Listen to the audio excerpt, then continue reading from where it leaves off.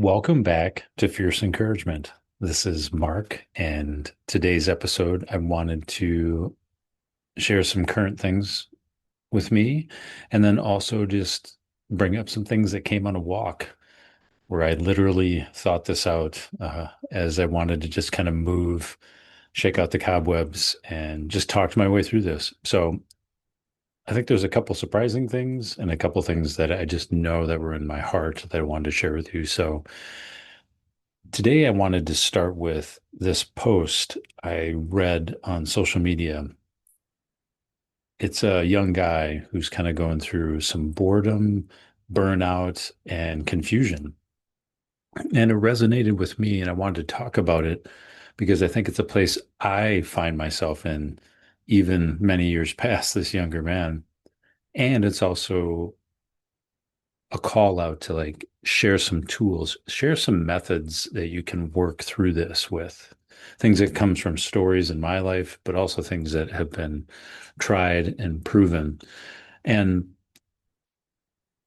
in this post, the younger person said they would get up and get going, their day, but they still feel unfulfilled and burnt out. Every day was the same. I think that was a lot of what they said. Every day was the same. They get up and eat. They tried working out, but that ended up being boring and didn't help. But they would just eat and watch YouTube and work and then watch movies and eat again and go to bed, sleeping, waking, repeating again and again.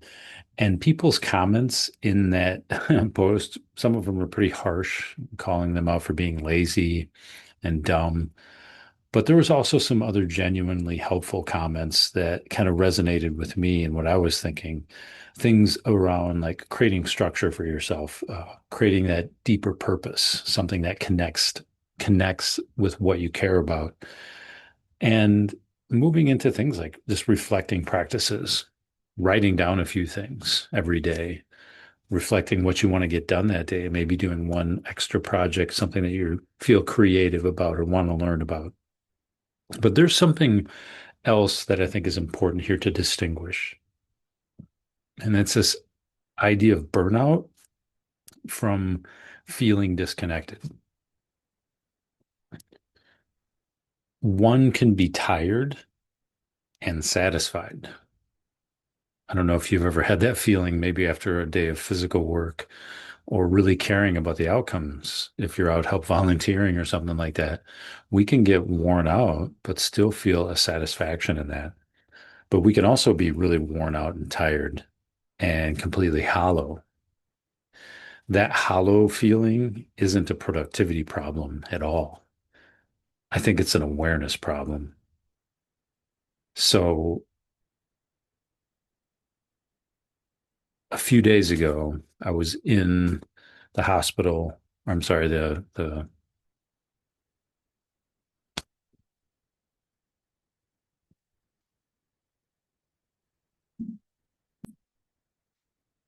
I was in the hospice center with my friend Stephen, and he's a good friend of mine. But he took his last breath a couple days short of his 66th birthday.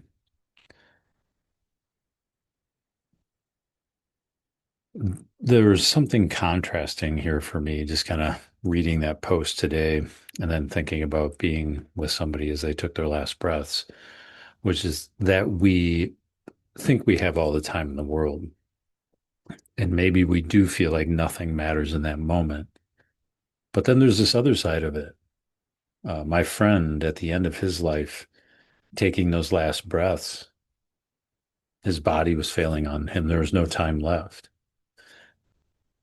It does feel heavy, but at the same time, there was something that I noticed during it, and it's a little past just the raw emotion of it, but there is this sense of dissolution, a fading, the river running dry as you watch it, the body kind of releasing the elements and the energy bit by bit. The mind fades, the body gives out, the breath starts to go.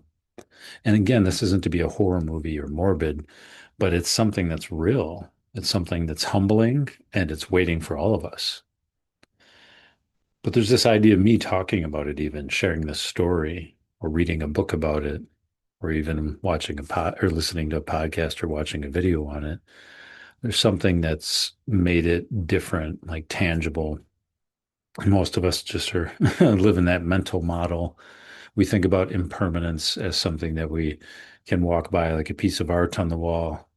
But when we're sitting with it and in the room, at least for me, it brought up that idea of dissolution and fading really, really strongly.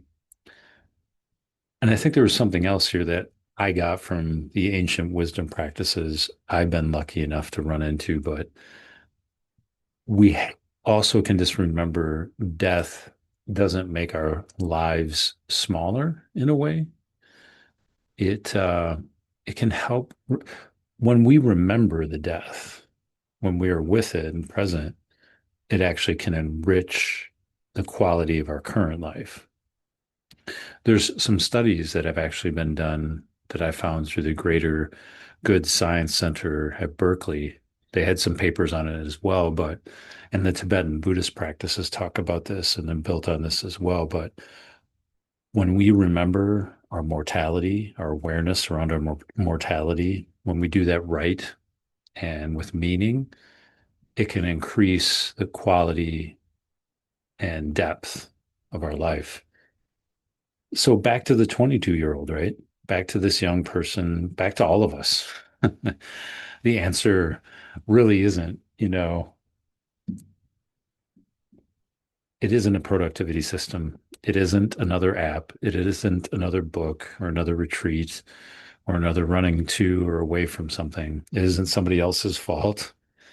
It isn't that job. It isn't those things that we just constantly kind of look outward and blame. And that's with a compassion and awareness that there is a lot of hard circumstances out there. So that's not at all to be not compassionate about what's going on sociologically. But from an inner standpoint, we can slow down and use that weight of impermanence to help call us back to the moment.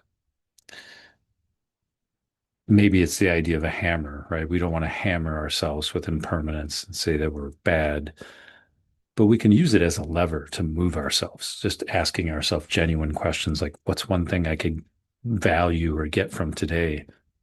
And maybe it's simple, like maybe you need a hug, or maybe you need to forgive somebody. Maybe you just need to start with something small, even a walk for yourself and telling yourself you're going to figure it all out. And honestly, if it sucks, it sucks. Maybe we can just learn from that moment and what's the next thing you want to get out of it. I want to thank you for listening. I'd love to hear what landed for you from this quick episode today. And honestly, if you have a friend or somebody that you think that might need to hear just this exact quick message today, maybe somebody who's like kind of stuck in that in between gray zone of unfulfillment, and especially somebody who's younger who feels confused by all this purpose talk, I think it's good to send this to them. Even that small act of fierce encouragement shows up right there. So, thank you very much for listening. Again, this is Mark Walker. Reach out. I'd love to hear from you. If you're interested at all, apply for a one-on-one strategy session below. But thank you for checking in, and we will catch you next time on Fierce Encouragement. All right, bye-bye.